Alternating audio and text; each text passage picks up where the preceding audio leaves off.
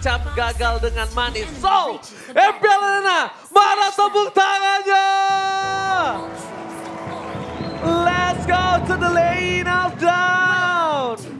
Ini dia. Dan kita bakal melihat ya, potensial Fanny di awal ini seperti apa, Prof? Dengan ya lawan seperti ini yang dibawakan oleh Big Hero Alpha. Ya pasti bakal langsung straight ke gold lane sih. Karena so far dari 4 hero yang bisa dimakan, aku rasa kayak cuma mid lane dan gold lane aja yang bisa diganggu sama Ray.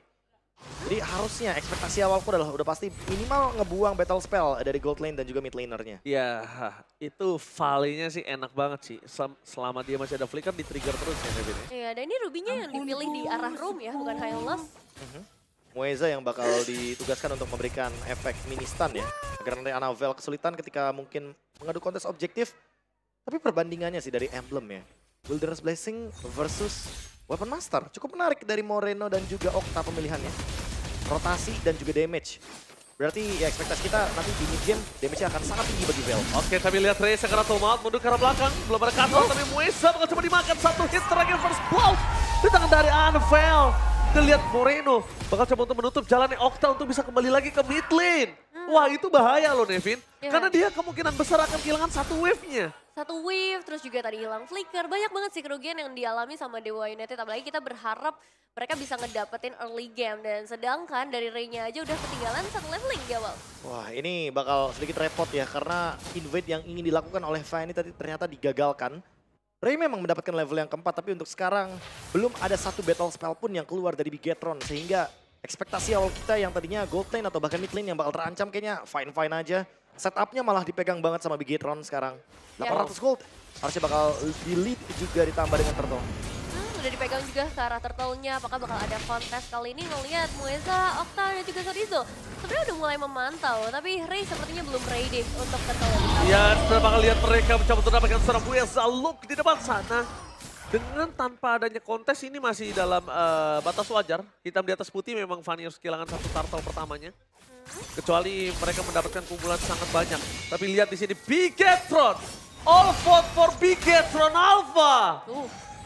Yang udah bukan Bigetron Alpha, Bigetron Esport ya. Oh, tapi mostly Eman ya. Gold lane semua. Gold lane ya. Oh iya, gold lane semua. Ini memang terbukti dari Eman, permainan luar biasa. Tapi Avatar Guardian di sana berhasil mendapatkan seorang Mueza kembali menjadi target utama dari Anavel. Mencoba diselamatkan seorang Luke. Damage diberikan seorang Sorizo, gagal untuk mendapatkan poin dari seorang Anavel. Meanwhile, maybe mungkin bisa menyelamatkan seorang Sorizo dan para pasukan dan tim Bigetron. Membuat Okta seakan-akan gak ada jalan untuk menuju ke arah mid lane lagi dan lagi. Okta terperosok kembali kali ini. Wow, ini emang cukup tebal ya sebenarnya dari Sorizo-nya sendiri. Tapi ngelihat Bigetron Alpha yang udah, Bigetron Esports yang udah mulai nge-invade cukup banyak. Mereka juga bisa ngedapetin Mueza untuk kedua kalinya. Semakin bebas lagi area yang bisa mereka mainkan berarti. Ya, jatuhnya untuk sekarang dengan pertukaran orange untuk orange. Bigetron tetap unggul karena mendapatkan point kill juga. EOG Avatar Guardian yang tepat sasaran tadi. Sehingga tidak ada jalur keluar dan memang escape yang dilakukan oleh Anavel itu juga saya thanks tentunya bagi Luke. Karena timing yang tepat tadi dari Luke-nya. Kalau nggak ada Luke mungkin Anavel akan jadi korban di sana. Iya, ditempel tuh. Tapi lihat di balik dari posisi Luke kali ini mencoba mendapatkan salsok dari Sorizo. Hanya ada satu buah Avatar Guardian yang mengusir Ray di depan sana. Dan kalau Ray kehilangan karena purple buff, ini akan menjadi tanda bencana yang bukan kecil lagi. Tapi lihat Wobok Combo Chandra. Kombinasi Luke bersama dengan Moreno Vale harus tertinggal. Meanwhile Ray berhasil tetap mendapatkan satu buah purple buff di saat pertukaran turtle dan juga dia mendapatkan Moreno. Itu adalah posisi yang sangat mahal. Itu jujur bagus banget movementnya. Dapetin Moreno, dapetin purple buff meskipun di AFK lah. Sekarang mungkin dapet turtle agak sulit ya. Karena jatuh langsung di tangan dari seorang Anavel. Tapi tetap ngebuat dari Dewa United at least bisa menutup kerugian yang tadi sempat mereka alami. Gua suka sih. Ini kedua belah player dari jungler tersebut, mereka sama-sama player assassin gitu loh. Dapatkan nama Faded menuju ke Sarvale. Satu moment kill transfer Moreno. Raze tidak penculikan karena tidak ada flicker yang memiliki dari seorang Moreno. I'm offended with flicker dari Mueza. Mungkin kalau keluarnya di saat ada power objektif dan retribution dari seorang Ray berhasil mendapatkan satu jungle. dari Anvil setidaknya memperkecil pergerakan dari seorang Ray. Walaupun ya kita lihat levelnya ini nggak bisa dibohongin, ketinggalan cukup jauh. Ya, secara leveling ya. Cuman yang bisa aku lihat juga di sini Emannya malah jadi bebas, tapi sabar dulu di area top nih. Oke, mencoba untuk bersinar. Luke menangkap dari seorang Anvil. Damage-nya masih belum cukup untuk para pasukan dari tim Bigetron. Tapi mungkin dengan damage burst yang diberikan oleh seorang Harit nantinya, Nevin. Nah, agak cukup berat untuk seorang Sorizo bisa bertahan. Ya, karena sekarang dari tadi Eman belum keganggu sama sekali ya. Ya aku merasa kayak Eman juga masih fine-fine aja sih. Harit juga nggak gampang buat di-gank, apalagi udah di level yang keempat. Dan sekarang targetnya malah ke Moreno, karena balik lagi Moreno belum siap dengan flickernya. Dan invade. Oke, kembali mereka masih mendapatkan low. Avatar of Guardian hanya mengusir kembali Ray dimanapun dia berada. Dengan adanya Gorge Petway, Zoning Guard pasukan dari tim Bigetron coba untuk menjauhkan dari kondisi Purple Buff. Dan Ray akan mendapatkan Purple Buff-nya kembali, tapi Luke dengan 1 poin kill terhadap Luke, untung waktu timingnya masih tepat. Kalau tadi tiba-tiba Luke-nya tumbang di saat kondisi menuju ke arah turtle yang selanjutnya, chance untuk perfect turtle Bigetron ini bisa gak didapatkan loh oleh mereka. Ya, bisa pudar juga ya chance-nya, karena bentar lagi memang masuk ke area turtle yang terakhir. Dan maybe dia udah pegang Sky Pierce juga, jadi mungkin maybe harus bisa lebih aktif ikut ke area team fight untuk mendapatkan stuck nanti ya. Kayaknya boleh sih buat hadir 5 man sekarang di Turtle 3. Untuk Iya. menentukan dari segi dewanya yang targetnya point kill, Bigetron udah pasti bakal ke target objektif Turtle. Jadi kita bakal lihat nih untuk team fight-nya, benarkah 5 lawan 5? Karena Eman juga sudah mulai ada di mid lane. Oke, dan apakah di sana Mueza udah coba untuk menutup jalan dari Starlight. Tapi Ray gak boleh salah targeting harus dicari di mana Moreno berada, bahkan The Power of Retribution gagal. Avatar of Guardian masih mendapatkan 2. Damage yang terlalu besar di depan sana membuat para pasukan dari Bigetron akan membalikan kembali di mana Mueza tertangkap. 1 point kill terhadap seorang Mueza dari seorang Eman yang tiba-tiba di arah belakang ditukar dengan adanya Luke. Pertukaran yang gak worth it, tapi the best thing yang bisa dilakukan oleh Dewa. Ya, itu satu hal yang memang dilakukan untuk bisa menutup supaya nggak terlalu rugi banget. Karena perfect objektif untuk sejauh ini 3 turtle tangan Bigetron Esports. Jadi keuntungannya nggak main-main lagi, apalagi untuk Anvil yang belum keganggu sejauh ini. Udah pasti sih, Anvil benar-benar menjalankan tugasnya dengan maksimal ya. 2 kill, 3 assist, 3 turtle. Membuat keuntungan dari Bigetron sekarang berada di on the way 2000 bahkan dari segi goldnya. Stabil banget, membuat Eman juga tentunya akan menang secara EXP, secara gold. Next fight-nya, targeting dari Dewa tetap harus konsisten menuju ke arah Moreno atau bahkan Eman.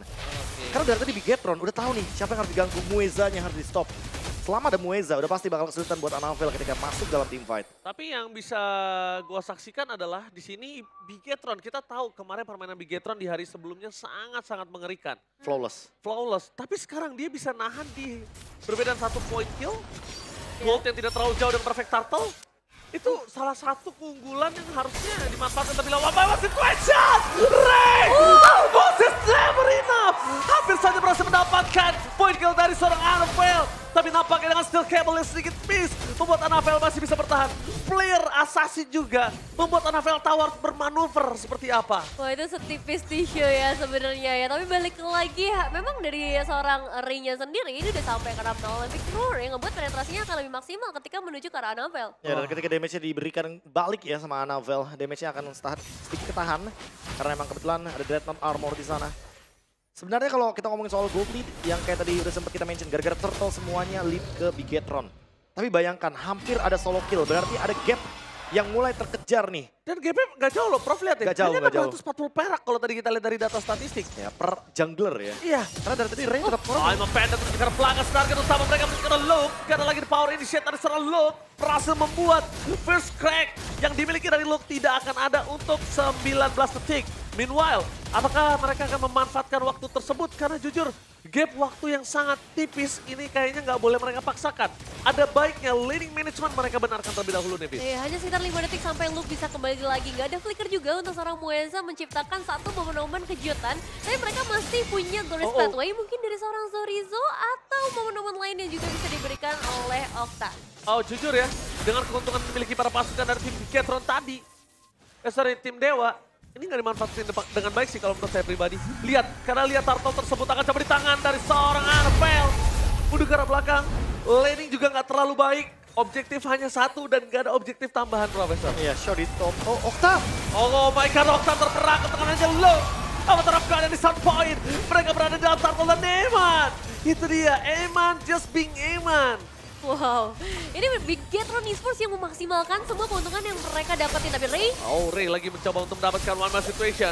Tahu di mana sosok dari seorang Annabelle berada. Ray memilih untuk mundur karena tidak akan ada energi cukup bisa mendapatkan Annabelle. Kalau Annabelle tiba-tiba akan ada sidak dengan 3 pemain tambahan.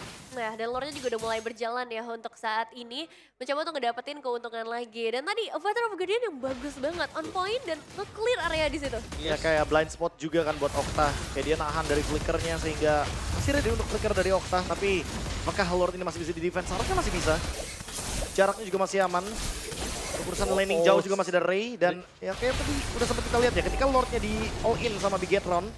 Itu Ray-nya lagi show di top lane. Jadi wajar kalau seandainya seperti yang Ranger Mas bilang Nevin. Kalau misalkan Dewa tidak memanfaatkan keuntungan yang mereka dapatkan ketika tadi ada point kill ke arah Luke. Ya, nggak ada objektif satupun. Either mid lane, bottom lane, atau bahkan second turret di arah top lane, itu nggak bisa mereka dapatkan. Atau mungkin kalau mereka mau gambling ya.